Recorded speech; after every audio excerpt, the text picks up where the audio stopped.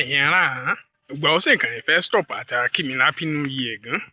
kí mo ro yìí happy new year kí mo ro yìí happy new year àwẹ́ èṣe mi àti rẹ̀ kọjọ pinnu ìyá o mi pinnu nù ìyá kankan wọlé mọ bí kò ṣe eré tìtẹ̀rẹ́ ní òkí mi bẹ́ẹ̀ mọ́ kí mi compliment of the season welcome to new year èyí kọ́ happy kẹ́hìn ẹ̀rọ o mọ́ bá mi sọ yìí ni ṣó ẹ̀ gbọ́ mi àdè àwọn the same to you ṣé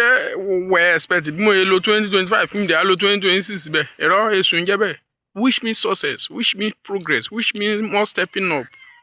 wà á kí mi láàyè mo fẹ́ ṣoríire ni mo fẹ́ tòbọ̀ lé ó ni mo fẹ́ tòbọ̀ lọ́lá ni ètò ẹ̀kọ́ àwí the same the same o àgùntàn mi tètè wá aṣọ ìṣídà ṣé wọ́n ẹ̀ gbọ́ mi báyìí ni mo kí mi win ọ́ and again paríparí rẹ̀ finally wọ́n kò wá tẹ̀mẹ̀ wọ́n fẹ́ gba àwọn ọdún lọ́wọ́ mi wọ́n gbọ́dọ̀ fún mi nínú oṣù rẹ̀ bẹ́ẹ̀ ni wọ́n ní kò wá ta jùṣu káyàn kò wá ta jùṣu káyàn á ṣe á mú búrẹ́dì ránṣẹ́ ẹ̀yù bẹ́ẹ̀ náà ni àgbẹ̀ kò wá ta jẹ búrẹ́dì á mú iṣu ránṣẹ́ bó ṣe jẹ́ ẹnì ẹ ṣe kó ṣé wọ́n fẹ́ gbọ̀n mí gbẹ ni lọ́dún tuntun wọ́n fẹ́ gbọ̀n mí gbẹ owó òtófò fìlàmọ̀lẹ́kù pẹ́ kíni gbà má fún wọn léyìí mo fún wọn léyìí kọ́ ìfẹ́ fún mi náà kọ́ ìfẹ́ fún mi náà wà fún mi nǹkan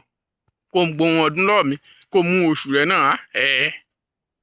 especially ọkùnrin yẹn I fear that gender kéésì ti Tinubu kọkà tẹ̀tẹ̀ wọ̀ bá àbátẹ̀tẹ̀ abéèrè yóò táàsì lọ́ra ìyẹn ọkùnrin yẹn baby will you help me to pay my tax fee kí ló ń jẹ́ bẹ́ẹ̀ individual kìíní ni wàá san tẹ máa san tèmi ni o ẹ̀gbọ́n yàn ká búmọ̀rọ̀jú ni àti wọlé rẹ